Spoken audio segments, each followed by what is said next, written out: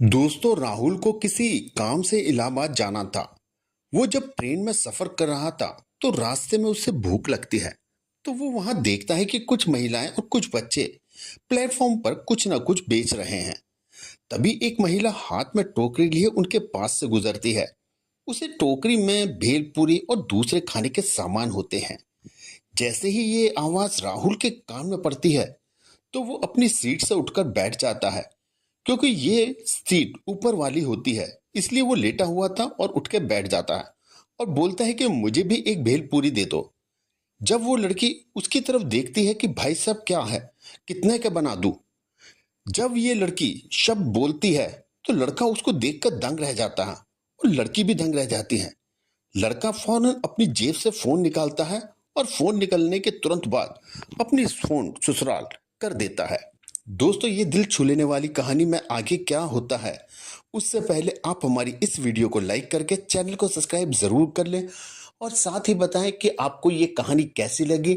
और अगर अच्छी लगे तो अपने दोस्तों के साथ शेयर करना बिल्कुल भी ना भूलें। चलो दोस्तों, आगे बढ़ते हैं। दोस्तों, उत्तर प्रदेश के बरेली जिले में एक राहुल नाम का लड़का रहता था। ये लड़का पढ़ाई में बहुत ही अच्छा था। अभी ये पढ़ाई कर ही रहा था और इसकी इंटर कंप्लीट ही हुई थी।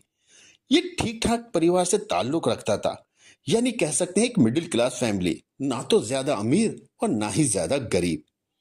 जैसे ही इसकी 12th कंप्लीट होती है तो गांव में आप लोग जानते हैं कि रिश्ते के प्रस्ताव आने शुरू हो जाते हैं। ये जो राहुल है ये पढ़ाई में बहुत अच्छा था और ये आगे की पढ़ाई भी जारी रखना चाह रहा था। लेकिन तभी घर के लोग इस पे लगातार शादी के लिए फोर्स करने लगते हैं। बोलते हैं कि ये पढ़ाई लिखाई तो बाद में भी कर लेगा, अब तो शादी कर ले। तेरे बाद में तेरे भाई बहन भी हैं, फिर हमें उसकी भी शादी करनी है। फिर राहुल बार बार माता पिता के कहने के बाद शादी के लिए हाँ कर देता है। राहुल के भाई बहन भी होते हैं, इसलिए राहुल बिना देर किए अब शादी के लिए तैयार हो जाता है। राहुल की शादी हो जाती है, उसकी पत्नी आ जाती है। पत्नी देखने में बहुत ही खूबसूरत और सुंदर होती है। उस लड़की का नाम अंजलि होता है। अंजलि ने भी अभी 12वीं ही पास की थी और वो भी पढ़ाई में काफी अच्छी थी। इस तरह से राहुल और अंजलि दोनों ही 12th पास थे। शादी के बाद अंजलि को आगे नहीं पढ़ाया जाता, लेकिन राहुल को अपनी पढ़ाई जारी रखने दिया जाता है। दिन ऐसे ही बहुत अच्छे से बीत रहे थे। जो अंजलि है वो बहुत ही अच्छी लड़की होती है। वो घर में सबका सम्मान करना, सेवा करना, हर इंसान का बहुत अच्छे से ख्याल रखना। इधर जो राहुल था वो बस अपनी आगे की पढ़ाई की तैयारी में लगा हुआ था। इसलिए वो अब आगे की तैयारी के लिए कोटा चला जाता है ताकि वहां जाके कोचिंग ले सके, क्योंकि वो सरकारी जॉब की ट्रेनिंग लेना चाहता था। राहुल का कहना था कि मैं कुछ महीनों की कोचिंग लेने के बाद वापस आ जाऊंगा, क्योंकि मुझे यहाँ पे परीक्षाएं भी देनी है। कोटा पहुंचने के बाद राहुल अक्सर अंजलि से फोन पे बात किया करता था और उसके घर वाले तो वैसे ही बहुत खुश थे अंजलि को पाने के बाद। इधर राहुल कोटा में अपने आगे की कोचिंग ले रहा था।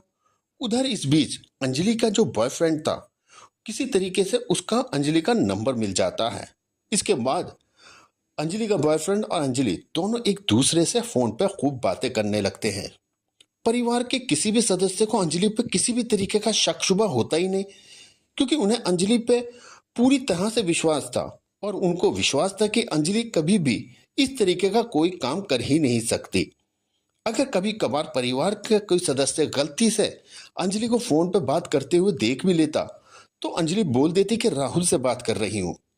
जबकि इधर राहुल अंजलि से दिन में मुश्किल से एक या दो बार ही बात करता था, वो भी 10 से 15 मिनट से ज्यादा नहीं। क्योंकि राहुल का कहना था कि अगर मैं तुमसे फोन से बात करूंगा तो मेरी पढ़ाई डिस्टर्ब होगी। इसलिए वो ज्यादा से ज्यादा कहता था कि मैं फोकस अपनी पढ़ाई पे देना चाहता हूँ, ताकि यहाँ आने का जो मेरा उद्देश्य है ना वो पूरा हो जाए। लेकिन अंजलि उधर पूरा पूरा दिन फोन से बात करती। लेकिन ससुराल वाले बस यही सोचते, ये तो या मेरे बेटे से बात कर रही है या फिर अपनी मायके में बात कर रही है। ऐसे ही कुछ महीने बीत जाते हैं और राहुल अपनी कोचिंग पूरी करने के बाद कोटा से घर वापस आ जाता है। राहुल एक बार देखता है कि अंजलि के फोन में कुछ मिस कॉल आई हुई है और ये मिस कॉल किसी राहुल नाम के नंबर से आई हैं। राहुल सोचता है कि मैंने तो इसको फोन किया भी नहीं और मेरा फोन मेरे पास है तो मेरे फोन से कोई कॉल कर भी नहीं सकता। फिर मेरे नाम से अंजलि के नंबर पे किसने इतनी सारी मिस कॉल करी है? फिर वो नंबर देखता है तो नंबर ये कोई अनजान नंबर होता है, लेकिन वो अंजलि से कुछ नहीं कहता और सब कुछ अपने मन में ही रखता है।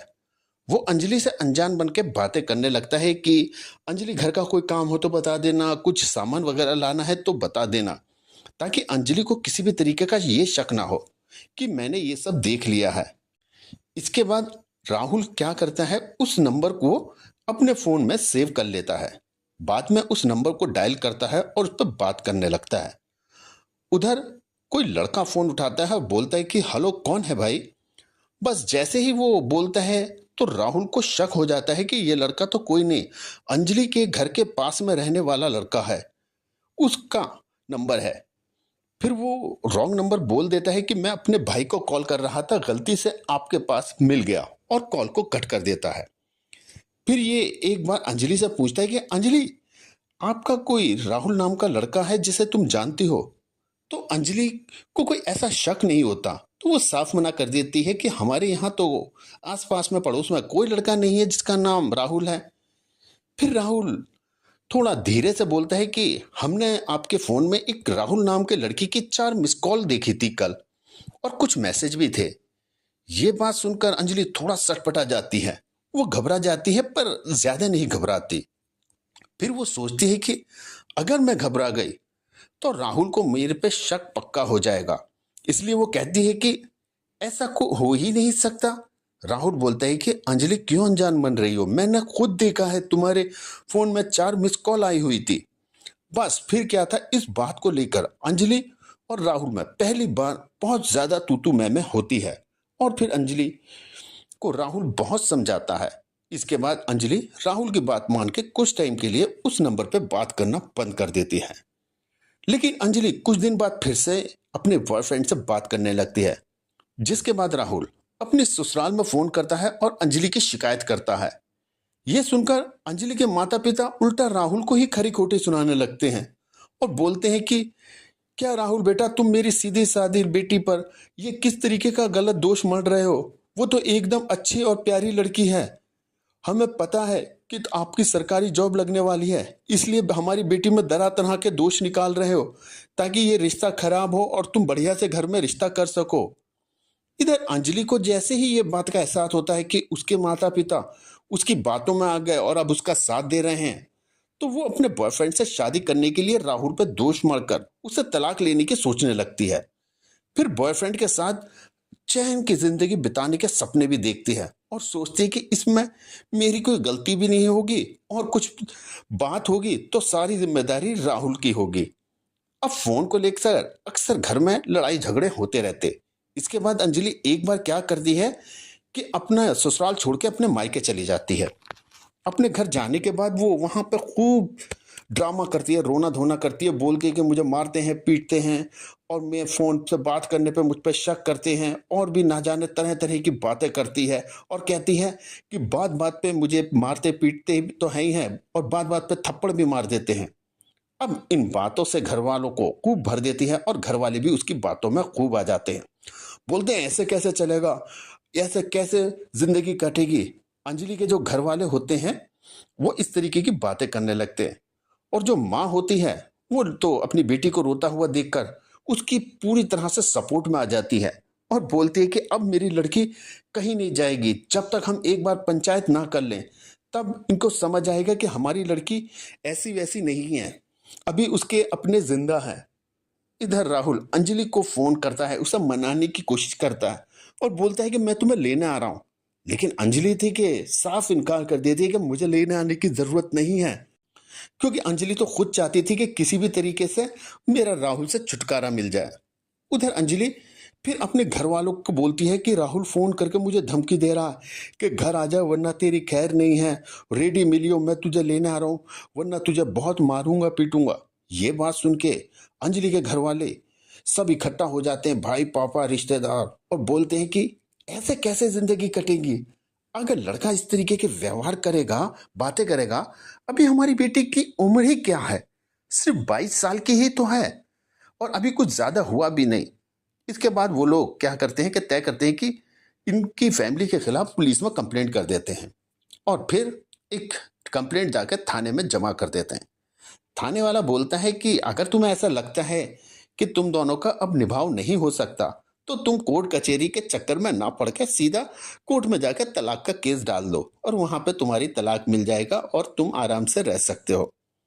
फिर वो वैसा ही करते हैं, एक अच्छे से वकील से मिलते हैं और उससे बोलते हैं कि सारे केस के बारे में बता देते हैं। वो बोलता है कि लिख के ले लो, 15 दिन के अंदर अंदर राहुल आपके पैरों में आके नाक रगड़ेगा, जैसा कहोगे वैसा करेगा।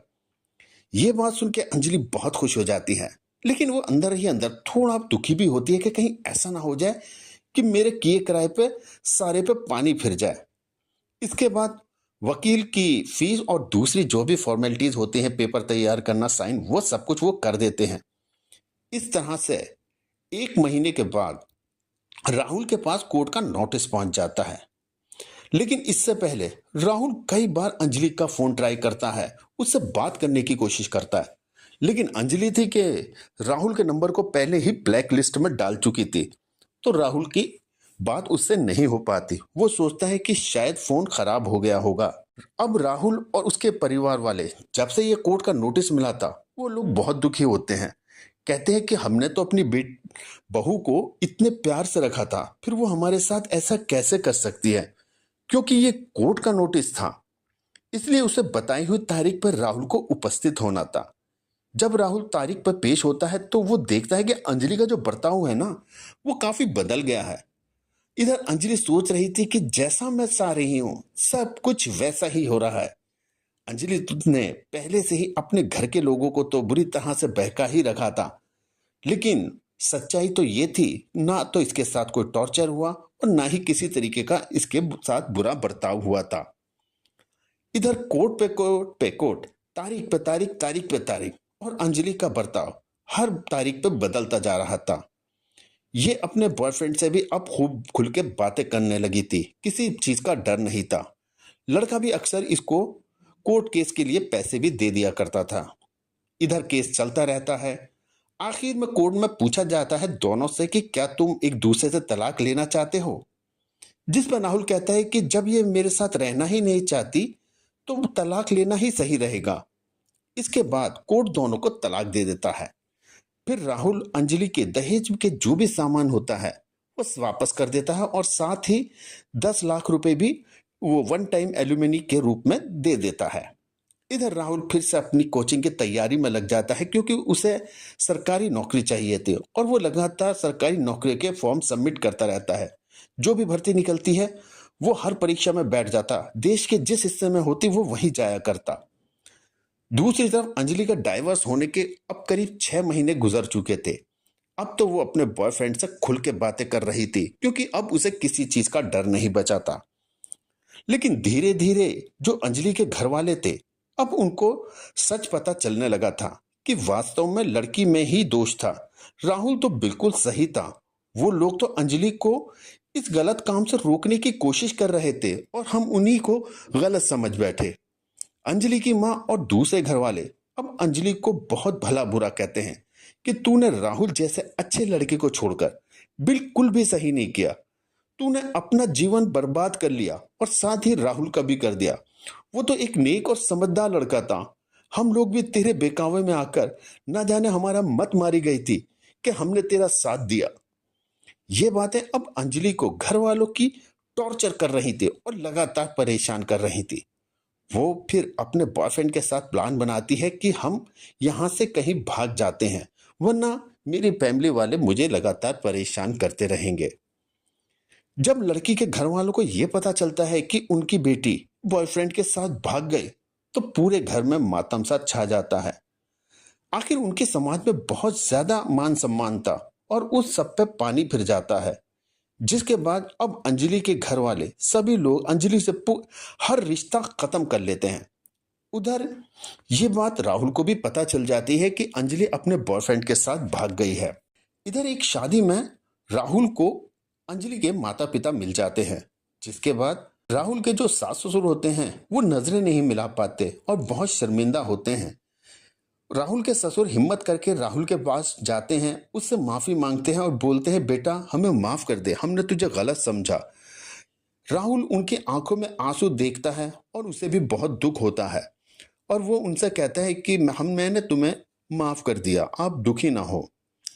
अब अंजलि का जो बॉयफ्रेंड था, पहले उसे बरेली लेके जाता है।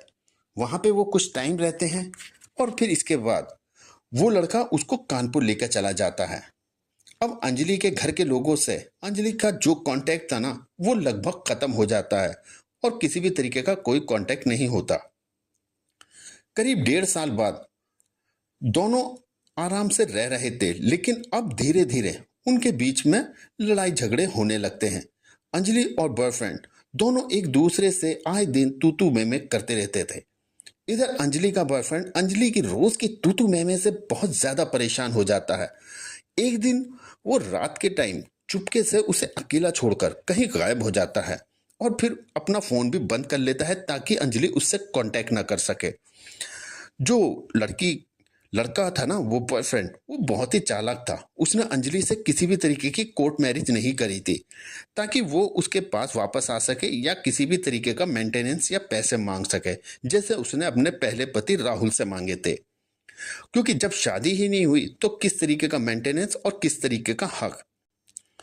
इधर अंजलि ने पहले ही अपने घर के लोगों से सारे संबंध खराब कर लिए थे, खराब कहें तो मतलब खत्म कर लिए थे, और ससुराल से तो उसके संबंध का कोई अब मतलब ही नहीं बनता राहुल से डाइवोर्स होने के बाद। अंजलि की कंडीशन जो थी ना, दिन ब दिन खराब हो रही थी। अब उसकी कंडीशन इतनी खराब होने लगी कि इसके पास कोई चारा ही नहीं बचा था। अब वो सोचने लगी कि अब मैं क्या करूं, इस दुनिया में कैसे जीऊं। मैंने घर वालों की बात नहीं मानी, राहुल जैसे अच्छे इंसान पे मैंने दोष मरे, शायद मुझे इसी चीज की ये सजा मिल रही है। अब ना जाने मेरा जीवन कैसे कटेगा। लेकिन दोस्तों, गुजारा करने के लिए फिर वो एक काम करती है। उसके पास कुछ पैसे रखे होते हैं और वो तय करती है कि पास के ही रेलवे स्टेशन पर जाकर वो कुछ भेलपुरी के सामान खरीदेगी और वहां पे प्लेटफॉर्म पे जाकर रोज बेचा करेगी। इस तरह से वो अब ना सिर्फ अपने खर्चे बल्कि जिस किराया घर में रेंट पे वो रह रहे थे उसका किराया भी दे सकेगी। इधर राहुल जो था वो तो बस अब सरकारी जॉब की तैयारी में लगा हुआ था। जहां भी उसको पता चलता वहां वो परीक्षा देता और इसी चक्कर में एक बार वो परीक्षा देने के लिए इलाहाबाद ट्रेन से जा रहा था। जब वो जनरल डब्बे में ऊपर वाली सीट पर लेटा हुआ था और रात का टाइम होगा, करीब 10:30 बजे होंगे। ट्रेन इस समय कानपुर क्रॉसिंग के पास होती है। वहां पर कुछ खाने पीने का सामान बेचने वाले निकल पड़ते हैं। राहुल को भूख लग रही थी तो उसके कान में आवाज आती है कि भेलपूरी ले लो, भेलपूरी ले लो। वो उठकर बैठ जाता है, सीट के ऊपर बैठ के आवाज लगाता है कि ओ भेलपूरी वाली, इधर आओ। उधर वो भेलपूरी वाली कोई और नहीं, अंजलि होती है। और वो अंजलि रेल के डब्बे के अंदर ही भेलपूरी बेच रही थी। जैसे ही अंजलि पूछती है कि कितने की बना दूं साहब, तभी उसकी निगाह राहुल के चेहरे पे जाती है। राहुल अंजलि को देख के दंग रह जाता है, ये वही अंजलि है।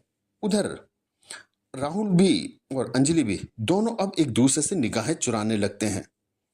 राहुल उसकी ये दशा देख उससे पूछने लगता है कि तुम अब भेलपूरी क्यों बेच रही हो। और इसके बाद राहुल अपने जेब से मोबाइल निकालता है और फौरन अंजलि के परिवार को कॉल कर देता है और उन्हें अंजलि के बारे में बताता है। इधर अंजलि अब रोना शुरू कर देती है और उसकी आंखों में आंसू बहने लगते हैं। राहुल बोलता है कि तुम रो क्यों रही हो। वो बोलती है कि मुझे माफ कर दो, मुझसे गलती हो गई। वो कहता है कोई बात नहीं। इसके बाद राहुल पूछता है कि तुम्हारा ये हाल हुआ कैसे और मुझे सब कुछ बताओ। इसके बाद अंजलि बताती है कि अपने घर से भागने से लेकर ट्रेन में भोलपुरी पूछने तक की सारी कहानी सुना देती है। कहती है कि मेरे बॉयफ्रेंड ने मुझे तरह तरह के अच्छे अच्छे सपने दिखाए। उसने कहा कि तुम्हें मैं बहुत प्यार करता हूँ, बहुत प्यार करूँगा, हर खुशियाँ दूंगा, तुम्हें रानी बना के रखूँगा और हमेशा प्यार करूँगा। और भी ना जाने कैसे कैसे सपने दिखाए, लेकिन सारे सपने और सारे वादे झूठे निकले। वो तो सिर्फ मेरा इस्तेमाल कर रहा था। फिर राहुल पूछता है कि अगर तुम्हें तुम्हारे बॉयफ्रेंड से शादी ही करनी थी तो तुम मुझे ये बता देते, लेकिन मुझ पे कोर्ट केस करने की जरूरत क्या थी, मैं तो तुम्हें वैसे ही आजाद कर देता। इधर राहुल ने अपना फोन काटा नहीं था, उसका फोन चालू रखा था और फोन पर उसकी जो अंजलि की माँ है वो लाइन पर होती है और ये सारी बातें सुन रही होती है कि कैसे झूठ बोलकर अंजलि ने राहुल पर गलत इल्जाम लगाए थे और उसे कैसे झूठे केस में फंसाया था। ये सुनने के बाद माँ बहुत ज्यादा भड़कती है और अंजलि को ना जाने क्या क्या बोलती है। अंजलि राहुल के पैर पकड़ लेती है और उससे माफी मांगने लगती है।